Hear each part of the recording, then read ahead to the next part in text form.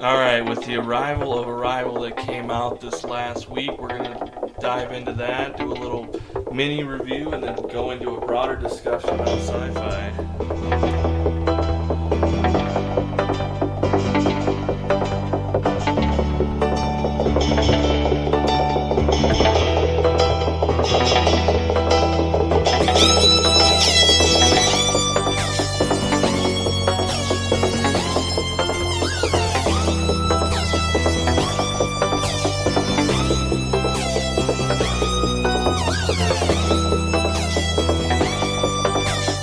What's going on, guys? Thank you for tuning in to the Elsewhere podcast. I'm your host, Luke Larson, and I appreciate all you loyal listeners for tuning in. Now, joining me today, we still have our very special guest. Distinguished. Returning as a guest. Again, unfortunately. Well, I mean, maybe fortunately today we do have someone else. We're looking into a possible replacement, depending on how today goes and how the rest of the I'm not happy about this. But, tryout. Yeah, and you heard his lovely, sultry voice there. We're going to welcome Chuck onto the Elsewhere podcast. Thanks for coming on, man. Yeah, nice to be here. How's it going, Chuck? Pretty good. Tell us a little bit about yourself. What's your what's your movie specialty? Oh, well, I guess I got brought onto this podcast because I'm the resident uncle specialist.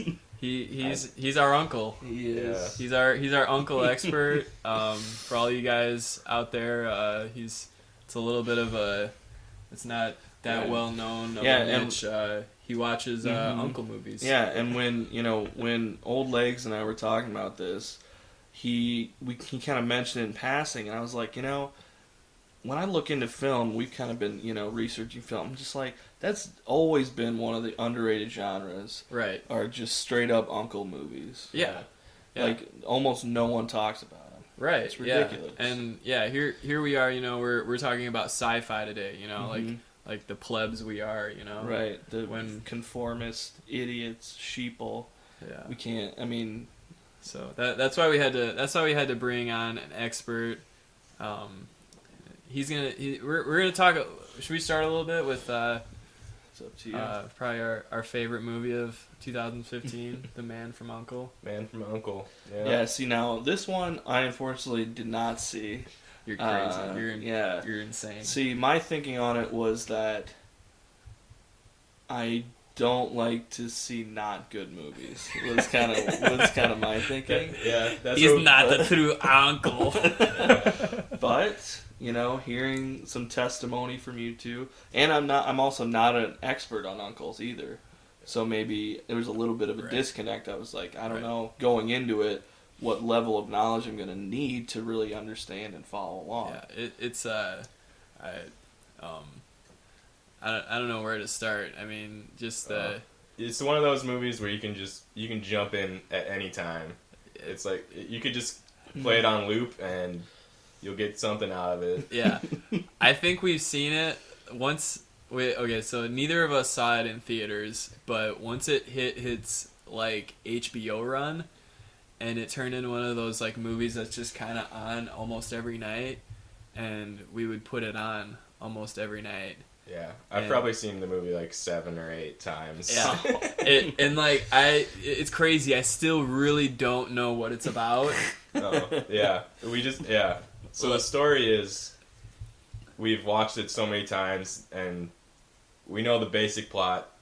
Soviet Union, America have to team up because there's apparently a greater threat in Italy somewhere. Right. But our American agent, British actor Henry Cavill. Yeah. plays the sultry Napoleon Solo. Yeah, Napoleon Solo. The only name of a character I know in the movie. He's a former art thief, now working for the CIA. Right. And he's an uncle. He's an uncle. Yeah. That's the important thing to understand about this movie. Okay, so we might have to spoil it. Everyone is an uncle. Hey, spoiler alert. Okay. Spoiler alert. Everyone is an uncle. Wow. There's some pretty crazy reveals. So there's also Army Hammer, who is the other uncle, the Russian uncle. Yeah. And then the love interest, Alicia Vikander. She works her way in when kind of like working both sides of the fence. And when you look at her I don't think that's an uncle. That's one of the first things I've thought. But you'd be wrong. Right. You'd be wrong. She is an uncle. And not only is she an uncle, but she turns out to be a double uncle. Yeah, a double uncle. Wow. Yeah, she was a secret undercover double uncle The working the whole way. Yeah. So I don't know, like somehow they end up the second half of the movie, I guess they end up on like Uncle Island. And see, this is why I want a different special guest, Jordan. You just, old legs. You're getting old, man. I'm pretty much This is a serious topic. We're talking uncles here. And your phone goes off. Yeah, I don't really give a shit. I'm probably gonna have to take this, guys. This is my last podcast. Like, I don't care. Hold on, you guys loyal listeners, they don't know behind the scenes.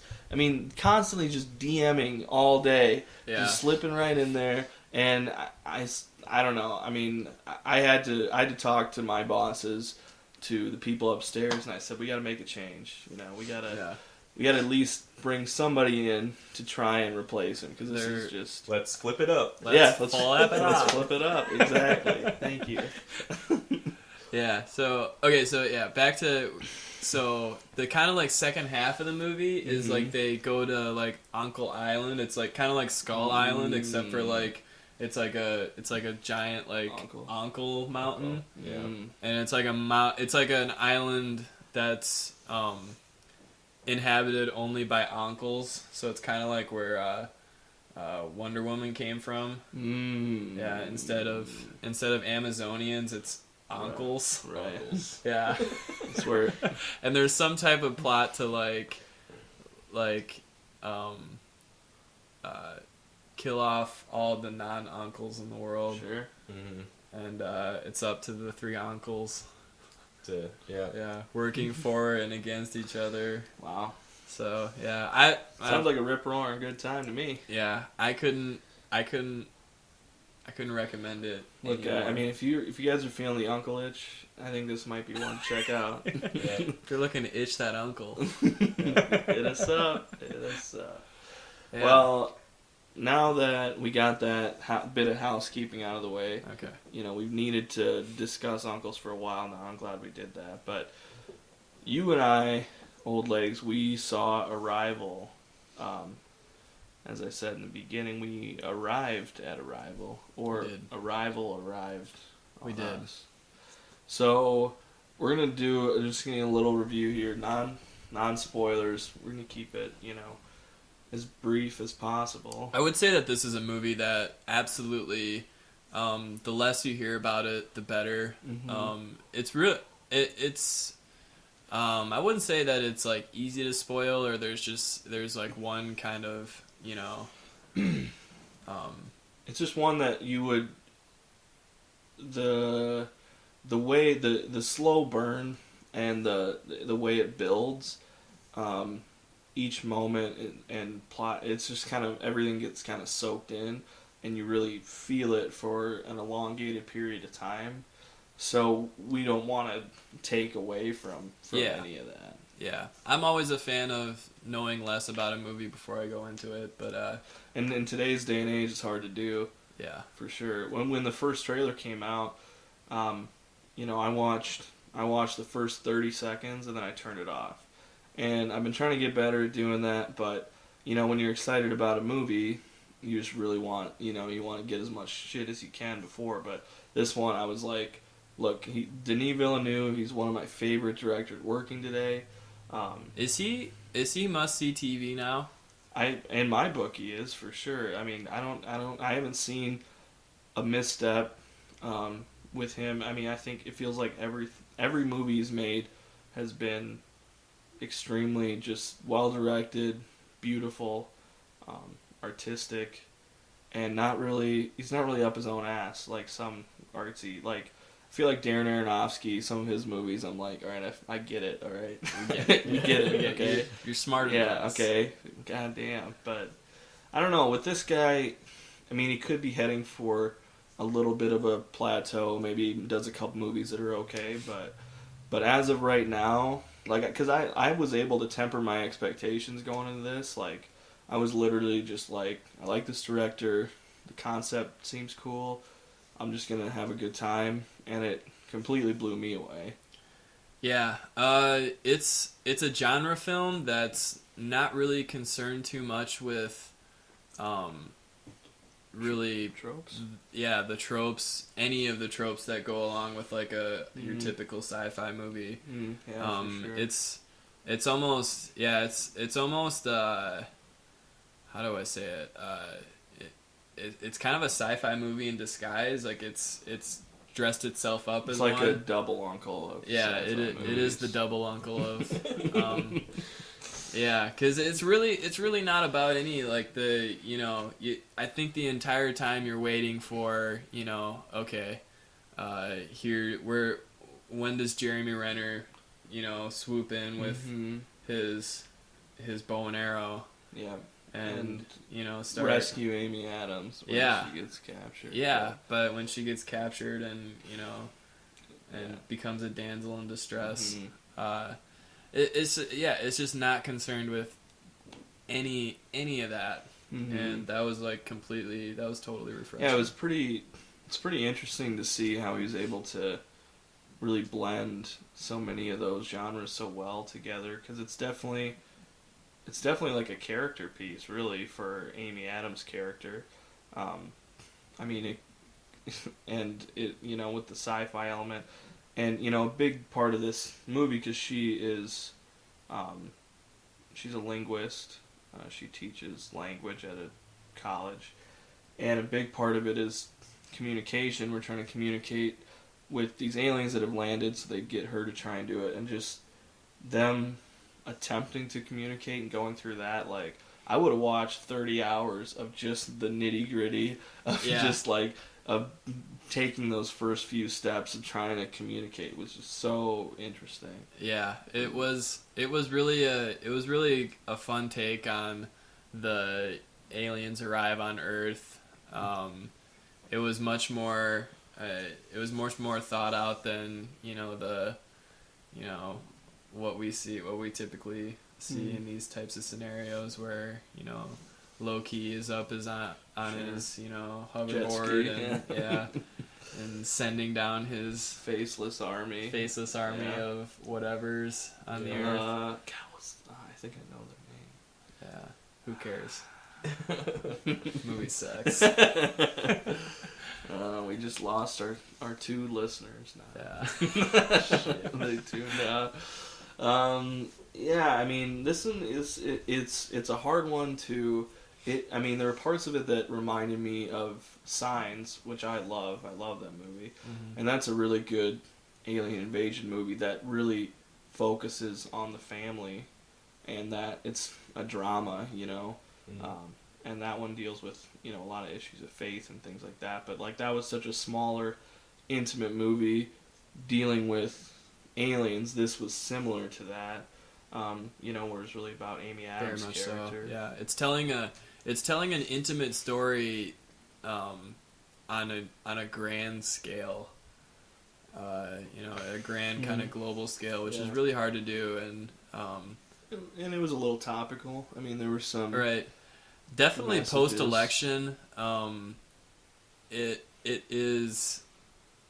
very hopeful for a movie. Like, I could see like watching it before and after and having completely different thoughts about that's interesting. his ideas. What do you think about Denis? I thought this was his most uplifting movie, and it's like not even really close. Oh yeah. Yeah, with every single other. Yeah, I mean, this one. Yeah, I think you're absolutely right. This one definitely is like it, because with all his other movies, Prisoners, Enemy, Sicario, they're all very dark, and they really get in and put you in that wet, dark place. that crushes your soul. And this one could have went that way, but I'm kind of glad it didn't. And it was uplifting, and definitely a think piece. And it was, I don't know, it was. I was just knowing his track record and seeing his movies. I was kind of Sure. waiting for the gut punch. Mm-hmm. And I mean, you do feel things, but it's not Yeah. like the squirmy kind of uncomfortable feeling Yeah. you feel like in the right. in Cesario or Prisoners. This is like my favorite movie of his, and it's probably just based on the sheer fact that like I can't wait to see it again. Yeah, and I'm definitely. I mean, yeah, I think you're right, and I'm one of those weird people. Like, I've seen Prisoners like 5 or 6 times, and it's really dark, and it's I mean, it's not easy to watch. You just rewind on the hot shower scene every time. Oh, it's the best. Yeah, oh, I love it. Just love watching Paul Dano's skin just burn off his bones. Oh God. Yeah. Yeah, I mean, I made my mom watch that movie. You're a sick puppy. Yeah, no, she was hyperventilating in the beginning of it. Right when the daughters go missing, she's literally like, I had to pause it. I was like, Mom, it's okay. I was hyperventilating It's just a through movie. 80% of that movie. Yeah, it's a rough one. Sicario, also very dark. That one I had a harder time rewatching, but it's still great. This one, yeah, I am interested to rewatch it, and it's kind of, it flips things on its head in certain ways, and one of the way another thing without giving away too much, the way you perceive characters' emotions will probably change depending on the first or second time you watch it. And I thought that was a really interesting way to tell a story. for sure. The perception of depression, confusion, and how these emotions can look on the outside to people who maybe don't know, what others are dealing with. I don't know, does that make sense? Not really, but I'm gonna pretend that it does. Right. Yeah. And that's hard to. It's kind of hard to convey these things without getting too spoilery. Right, exactly. But it is really something that I think it's definitely a must see in a year of extremely disappointing movies and other things. This was a nice one that really was like, wow, this is a great movie. It lived up to the hype for me. I would definitely recommend seeing it, but I would be wary of expectations, because if you go in expecting a big like Independence Day, big alien invasion thing, it's not that. Wait, I love that movie. Right. It's amazing. But I love watching stuff blow up. Right. Doesn't happen in this one.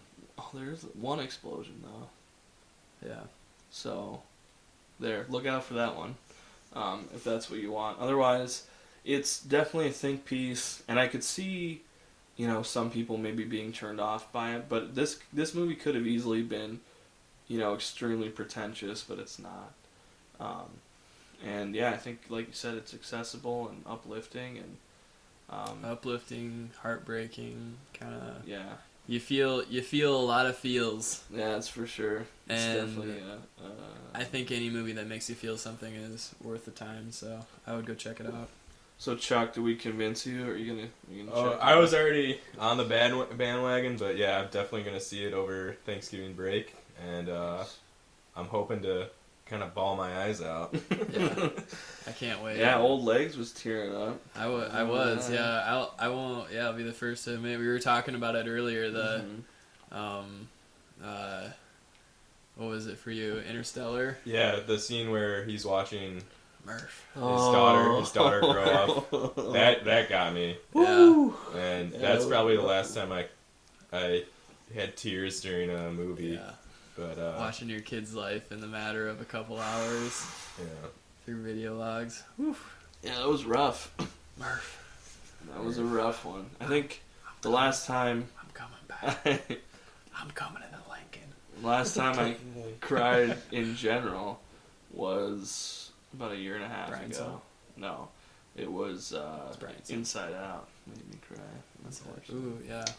The end of that one really hit me hard. Yeah, I didn't even see that full movie, and that Really? kind of made me cry. Really? Yeah, I remember I like flipped it on. I'm like, it was another HBO late night Sure. thing. I was about halfway in, and Oh, that part, yeah, and I like probably watched the last like 45 minutes of it. I was like, oh, this is Yeah. this is It this gets is heavy. deep. I know. I just really like the ending of it. Really got me hard. Like I was like literally in the theater, and like it just doesn't happen to me. It's okay. So, It's okay. but to that cry. movie taught us it's okay to feel sadness. Yeah. The sadness is important. Yeah. It's a good lesson, kids.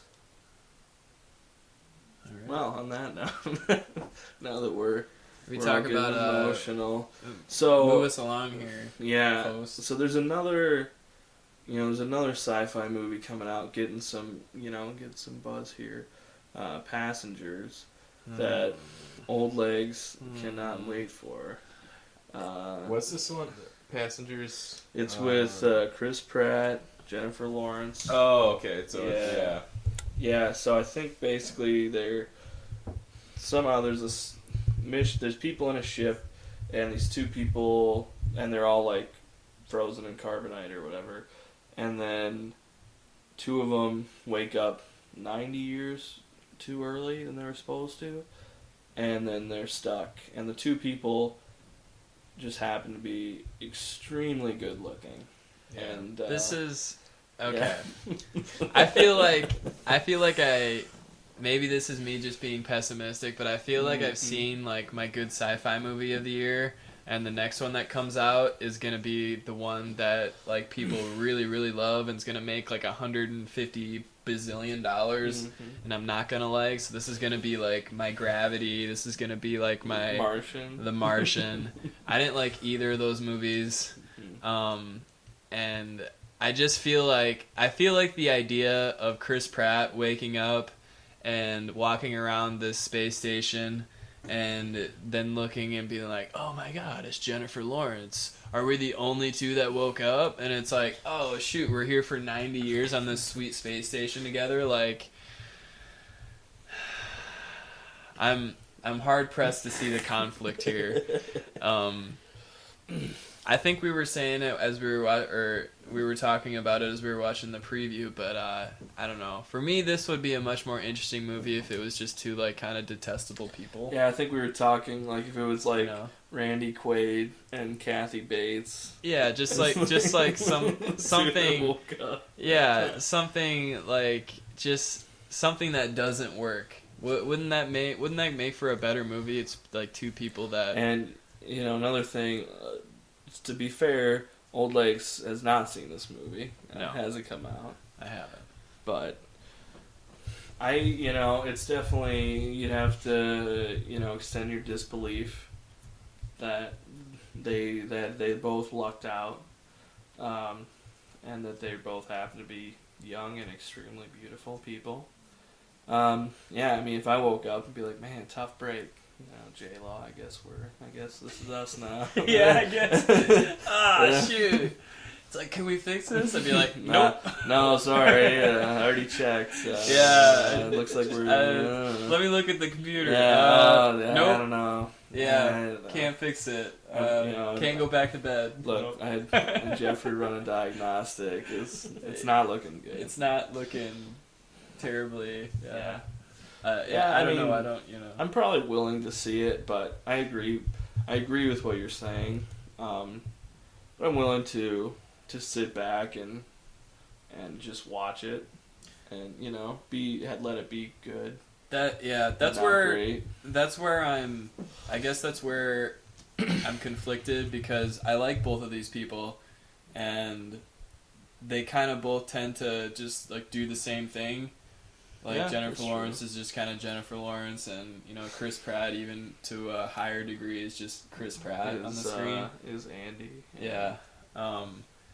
And I'm totally okay with that. So I'm not like trying to be a snob about it. Like, I would definitely go see it, and see it for what it is. But I, Yeah. just initial thoughts about Yeah, and waking up in a space station. And I think you you're know. automatically initially combating most of the general movie-going public that are just like, oh my god, it's so amazing. Chris Pratt, Jennifer Lawrence. It's the fucking best movie ever. Yeah. Well, So. we'll see. Probably is.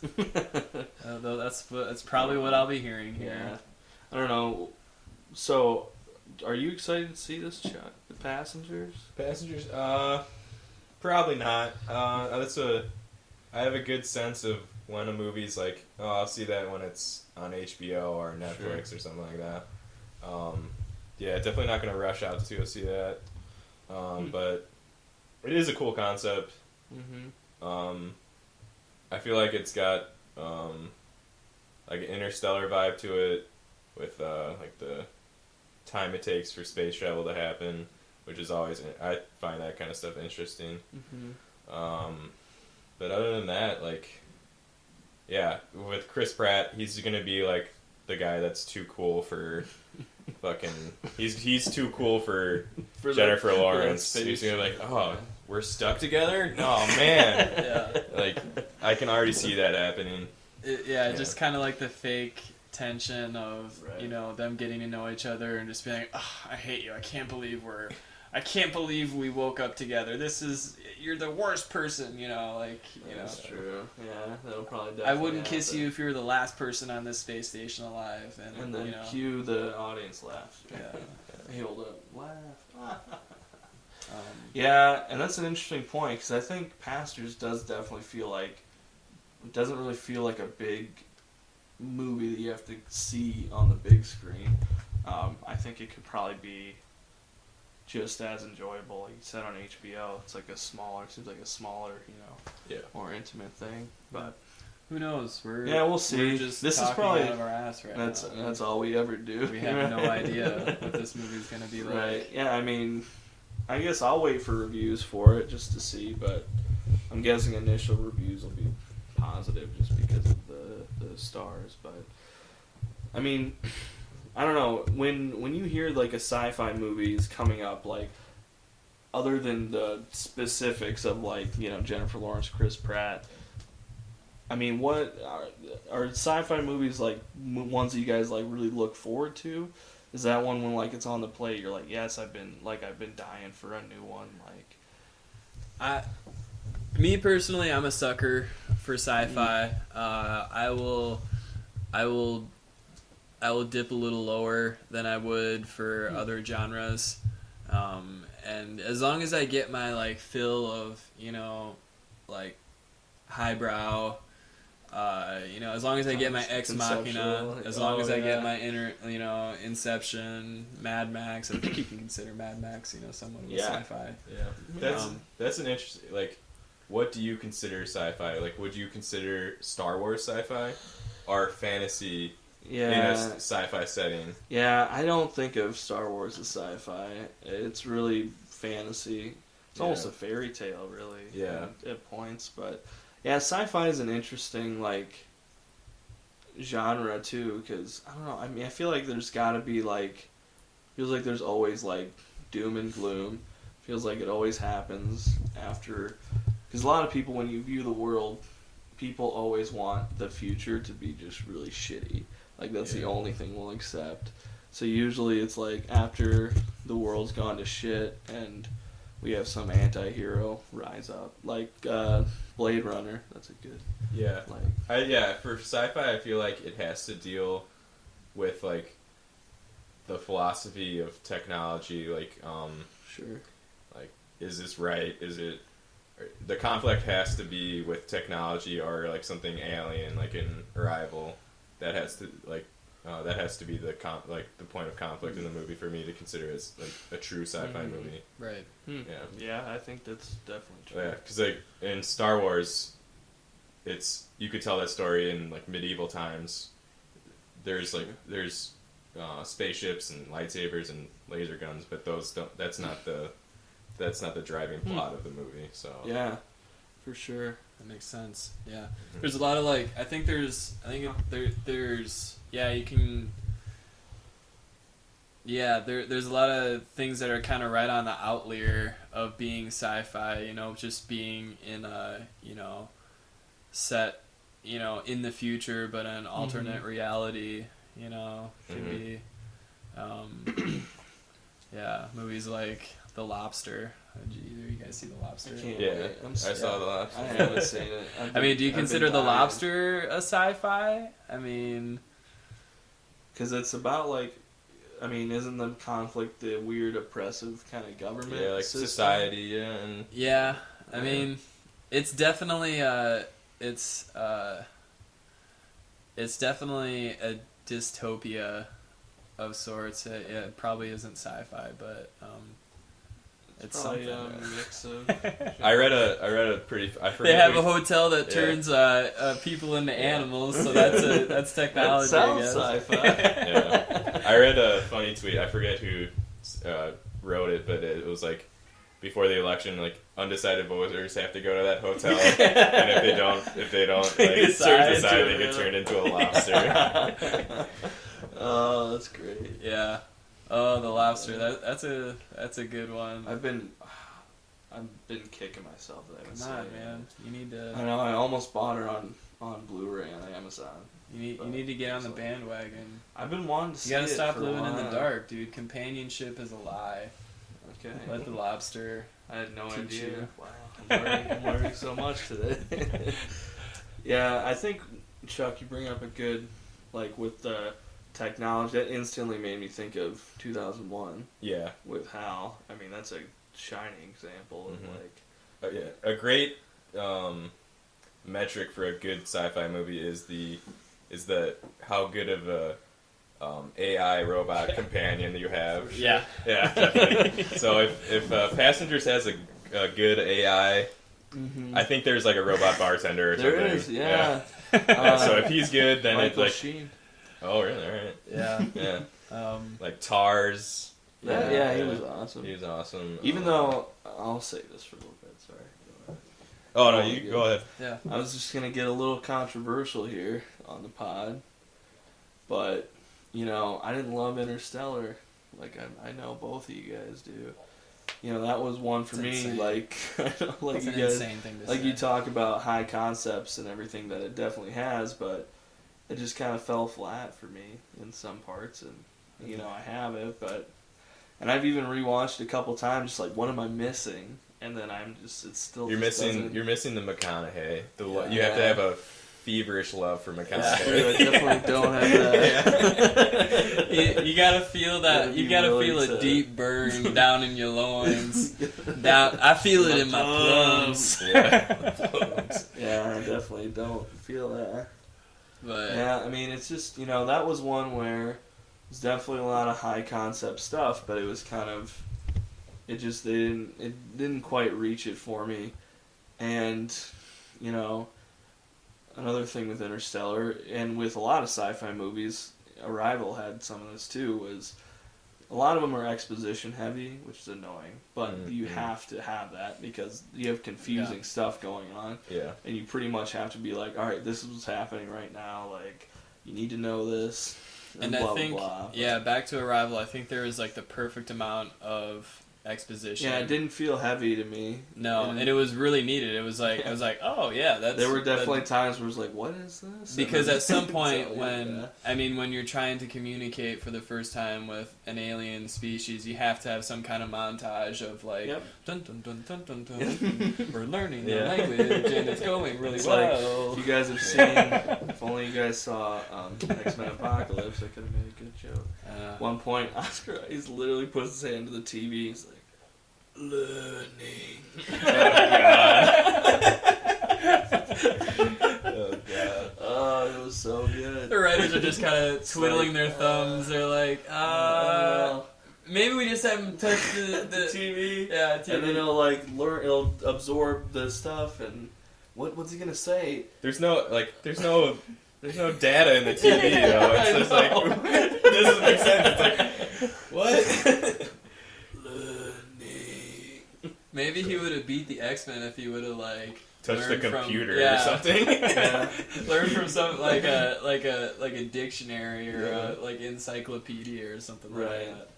Like, Yeah, just a basic computer Yeah. would have done him a lot more than a television set. Yeah, a television set. He instantly binges 11 seasons of Catfish. Yeah, that was definitely his downfall. He's trying to get some scheme to sucker him in, and it just didn't work. Yeah, well, that was definitely a curveball. Threw it off there, but yeah, I mean, Interstellar it's good, but it was a little, wasn't great for me. On the flip side, like we were talking about, 2001: A Space Odyssey, that's like the pinnacle of like sci-fi, super dry, high concept. Yep. And there isn't much exposition in that movie, and there's little dialogue at all, and it's just kind of an experience watching it, and that really like put the AI thing in the mainstream, and then we kind of see it in everything now. But And I appreciate, not to keep going back to Arrival, but that was one of the first things I thought about in the movie is the alien spaceships, I think, are very intentionally set to look like the monolith. yeah, I think it's such just the idea by itself, because 2001: A Space Odyssey is like basically saying, like, the monolith is impossible for us to understand, and we can never do it. And the idea of a movie that has this monolith type object, and us figuring it out is really interesting to me just in itself. And sure, another gosh. Yeah, and there were definitely a couple scenes like when they're walking up looked like the shot on the moon in 2001 when they're first, like you said, encountering the monolith. It was pretty similar. But yeah, I mean, I don't know, like, there's this great book, it's right there on my bookshelf all the way to the right, How Star Wars Conquered the Universe. It's a really great book, and the first, like, chunk of it kind of goes into what inspired George Lucas and kind of what he drew from.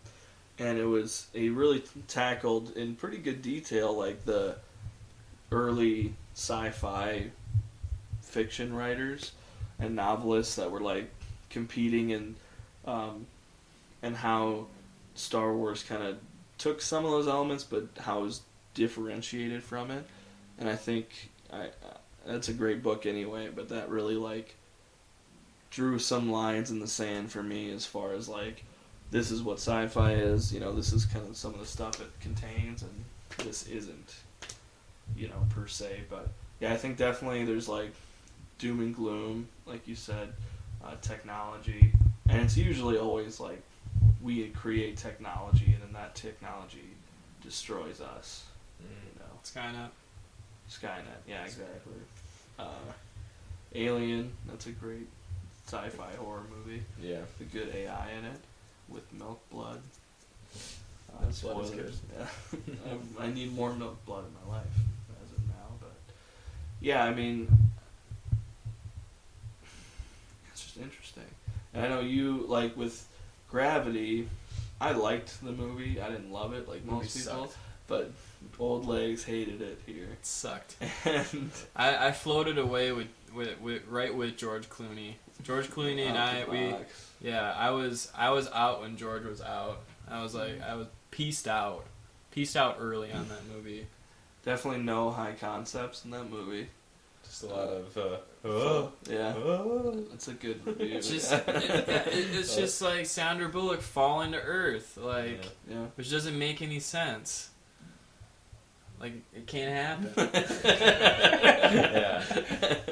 Like, I would argue more for the Interstellar, can happen than I would the Gravity can't happen. And I'm sure there's much more.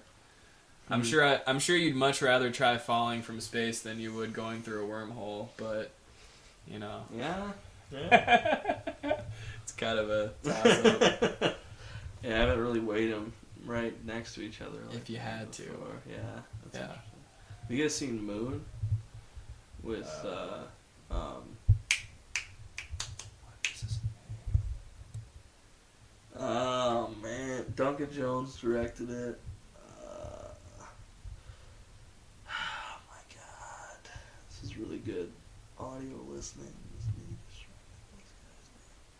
I don't think I did. Yeah, I'm not pretty sure I have. Oh my god, what is Keep his going. name? Keep going. Fuck me. I gotta look it No, up. keep going. I'll keep going though as well. That's a really great one. I just came out in like 2009, and I had always heard about it. And it's kind of one of those bottleneck movies, so I decided to check it out. And yeah, it's fantastic. Sam Rockwell. Jesus Christ. So there we go. Yeah, it's like this guy who he's stationed on the moon because like it's set in the future where like we have this plant on the moon that harvests like moon rocks or something, and then we use those for energy or like drilling or something. We figured out that we could convert that to energy, so he's like the only guy stationed on the moon, and Oh, I have he's seen in charge this. of This the is base. Matt Damon. And, No. And he shits in his in his potatoes. potatoes. Yeah. I know. I actually. Oh yeah, I have seen. Yeah. Okay. Yeah. Yeah. I've actually. Yeah, I think I've actually heard of Moon, but I have not seen it. It's a really Yeah. good one. It's like one that there aren't like. It's actually happened to me with like 2 sci-fi movies now that I think about it, that I watch like I rarely ever do this where I just watch the first half and then stop and then watch the second half later. I usually always, if I'm going to watch a movie, I'll watch it all the way through, but for whatever reason, for these two... It's a really interesting strategy for movie watching. Right. Watching just all the way through. No stopping. Whoa. But, yeah. Whoa.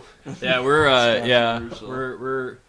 we're letting you in on the inside strats that's here. You guys definitely- you I guys know- want to watch them like the pros. Right. I know some of you just like Listen to close. watch, 10, 12-minute segments, but I'm telling you, it's then you're like, I don't remember what's going on. If you just said the I whole typically thing. watch like 8 minutes at a time as Right. I'm pirating, Right. and waiting for the Sure. crappy virus stream So to like load. it took you like 3 months to watch The Lord of the Rings. Yeah. Yeah, it was. Just couldn't get through it. I read the books faster. Oh yeah, but with Moon, don't do that, because I watched I think I fell asleep is what happened, and then it had all this big hype, and the first half was good, but it wasn't like amazing or anything. And then when I finally watched the second half, I was like, oh, okay. Now I get it. Same with actually Snowpiercer. That's a really good movie that, it got a little bit of buzz, but I don't think it got talked about a lot. That was another one where I watched like the first half, right to the part where, before they get to like the rich part of the train, it was like when he decides to leave his friend and go after her, like that's when I had to shut it off because I had to go do something. And yeah, it was the same thing where I was like, yeah, so it's good so far, but it just didn't like register with me. And then I ended up watching the rest of it like weeks later, and I was like, oh, okay, now I get it. But that's a really good one. That's a super interesting movie about climate change, really, and how the Earth got too cold to have people, so all the rest of the remaining But you know what humans keep put on a you train. know what keeps chugging right along? The old Trump train. Let's not The talk Trump politics. train keeps chugging along. Just unplug I kid. No politics. The talk. Snowpiercer's not the Trump train. I kid. Yeah, that was a good one. I love those kind of sci-fi movies. Like that gets me excited for more sci-fi movies when there's one like that that's super interesting and it's not just like by the numbers like The Martian or Gravity, or some of these other ones that were like that I thought aesthetically were good, but they were definitely like, here are all the tropes you love. Where It can get very heavy-handed, whereas extremely other, it is very. I'm very appreciative of movies that that can introduce these small concepts with without being so blatant. You know, like a movie like Her. You know. Yeah, great. You know, that's very much sci-fi, but it's it's about it's about just a kind of a lonely guy. You know. Yeah, and the loneliness brought on by probably technology and distancing yourself from human to human interaction, and I feel it happening all the time.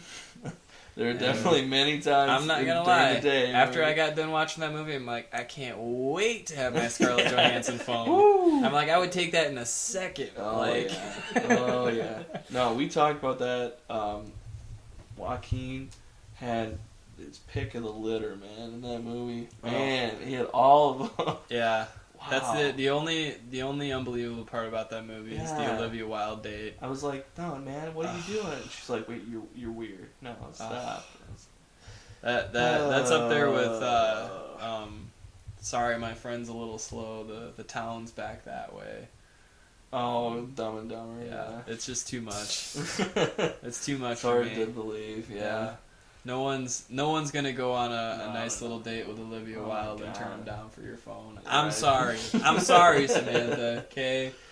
Yeah, that is. I mean, she's my number one for sure. And yeah, watching that, I was like, Olivia, best girl. Yeah, my best number one dog. She's my girl. Interesting. The eyes, man. Those fucking eyes. It will just kill you. Roller Girl's up there. Heather Graham. She's Roller Girl. fucking timeless. Yeah. I mean, she's. I hear ya. Yeah. I don't know. And then Rooney Mara, right? That's who he was with before. Yep, that was the ex-wife. Yeah. She's not too bad herself. But that's a great movie, and it definitely makes you feel alone. That's what it made me feel. Extremely isolated, and that's a great one. But yeah, like those kind of sci-fi movies that kind of break the mold and present it to you in a different way are definitely ones that I definitely tend to lean towards. And there are definitely some extremely shitty sci-fi movies that I just don't remember. I guess similar to like horror movies. Like I do love a good shitty horror movie. That's for sure. Yeah, definitely. But it's hard to think of a shitty sci-fi movie like that I can remember though. yeah, because I feel like I just instantly Jupiter delete. Ascending. Oh Yeah. yeah. Come on, that was amazing. Come on. What are you talking about? Old Legs, and I paid full price to see that in ouch. theaters. I watched it again. That was a movie I let go to HBO, and then he was telling me about it, and he was just like, "You just gotta make it to the part where Nash. the half alien or the half elephant navigator, That pilot. the pilot, Get us down there, Nash. There's only one bastard crazy enough to get us down there. Nash. I was like, and then after I saw that, I was like, okay, I can turn this off. Oh, Nash saving the day. Yeah, that was one where the Wachowskis just fucking gave up. They're just like, oh, let's harvest humans again, and Yeah. there's a lot of CGI. Sean Bean didn't die though in a movie. Right. Crazy. Yeah. He was what was he? Part B? Yeah, I don't know. Everyone. Oh no! She could command bees because Yeah. she had queen DNA. Because they know royalties. She was like, that's what Lord's talking about. She's the queen bee. Queen bee. You could be my queen bee.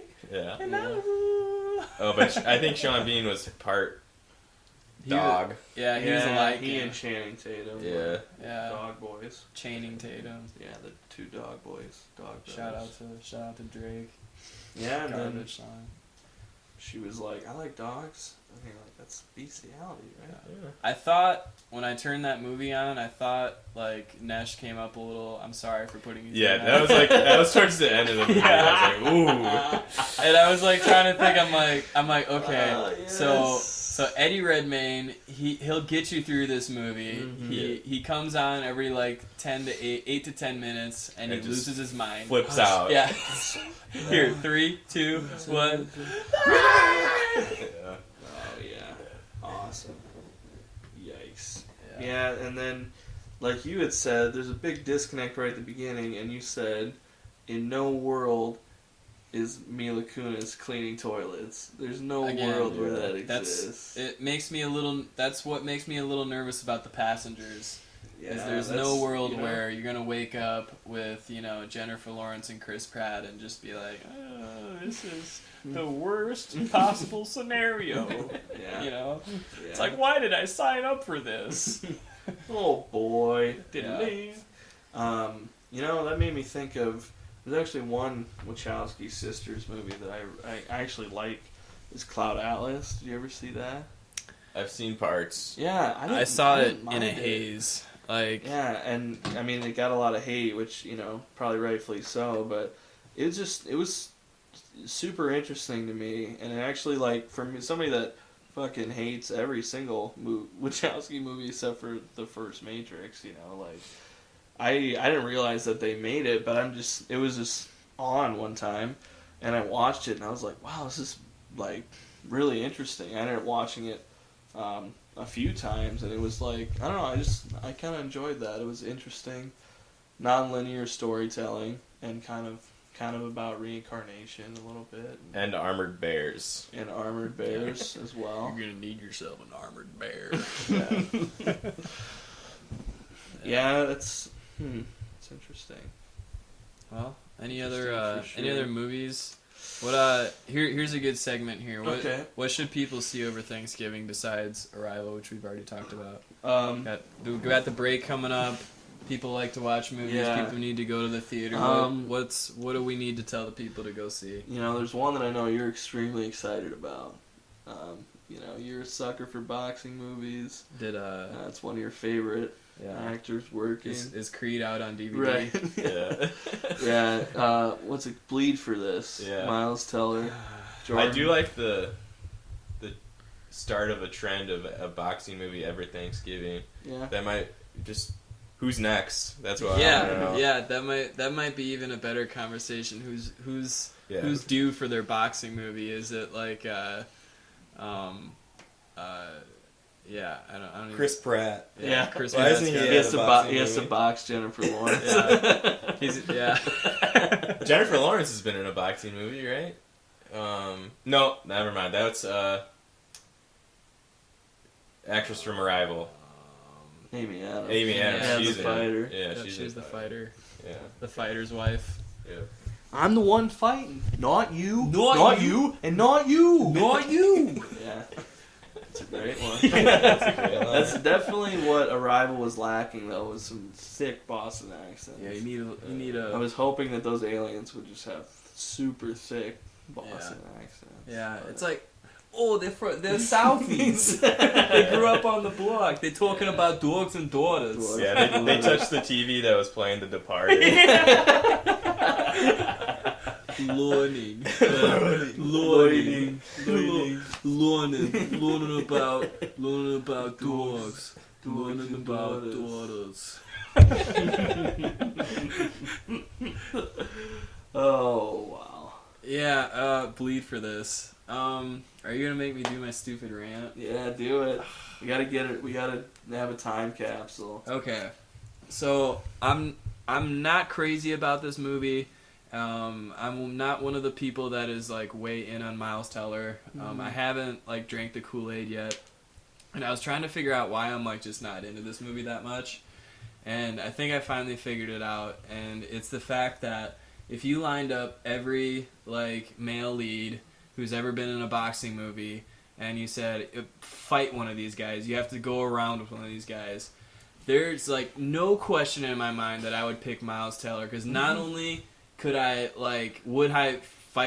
pick him, but I think I could kick his ass. Like just like straight up. Like I'd be like, could I beat Michael B. Jordan? No way. Could I beat Mark Wahlberg? No. Like I couldn't stand Stallone. like within like, you know, 20 feet of a Mark Wahlberg punch. Like, you know, just the residual air would probably knock me on my ass. Yeah. You know, Kurt Russell. Stallone, Not Kurt anyone Russell. Stallone fought, like, give me a Right. break. No. Couldn't last like 10 seconds. Yeah. But Miles Teller, you know what? Go a few rounds. Yeah, I like it's those It's not odds. believable. Yeah. Yeah. You know, I'm like, I could kick your ass. Like, let's go. Like right Yeah. now. I think we said like You know? it'd be like Jesse Eisenberg or Michael Cera in a boxing movie. That's the next one. Yeah. Oh The yeah. Michael can't Cera, wait. the Michael Cera indie boxing movie. That would be good. I want to be a boxer, and I want to, but I want I can't talk to this girl. to. Yeah, You gotta win a boxing match gotta- before you can take me out on a date. yeah. Really hurt getting hit in the eye. Yeah. Oh yeah, good shit, man. So that's my. Maybe it's good. I don't know. For Thanksgiving break, just do Arrival. Just go Yeah. see it. I mean, I think anybody would take something away from it. Yeah. You know, I really like Doctor Strange. If you're kind of of a dummy in the group, you know. I'm not gonna go see that. I'm not gonna go see that movie. Yeah, I know. Yeah, That's fine. That'd be more a Dr. No for me. Yeah. I expect you to die, Mr. Bond. And it's Goldfinger. Don't get your Bond Yeah. villains mixed up. Well, Yeah, I think that's just about does it. Thanks for tuning in, guys. You can find us on Facebook, on Twitter at the L2 Podcast, because you can't do the actual squared on the name Unfortunate. things. Yeah, I know. so it's like L times 2. Right, like L. L squared, The that'd be two. like a huge number. Right. You're right. It would be L times L. It's ridiculous. But you can find me on Twitter at LukeLarson89. Old legs, they usually stay in the dark on this one. Still, you gotta go out and find me. Chuck. Waiting for You my can find me on Twitter at Rugby Chuck. Ooh, hit him up. Hit me up. Chuck has a good Twitter. Much better than mine. I'll say that. Thanks. Otherwise, yeah, keep checking us out, man. If you guys want us to do a specific episode, just let us know and we'll hammer it out. We need to do a full-on just Uncle episode, straight up. Do a deep dive. Uncle out. I'll start. We'll Uncle I'll out. start diving deep into the Uncle Yeah, John. please. We're working story. on our Please we're do. working on our uncle Our uncleisms. Yeah, Yeah. for next time. just the three uncles trying to get through life in New York City. You know, Yeah. that's kind of the pitch. Woody Allen. Yeah, Woody Allen. Peace. Peace.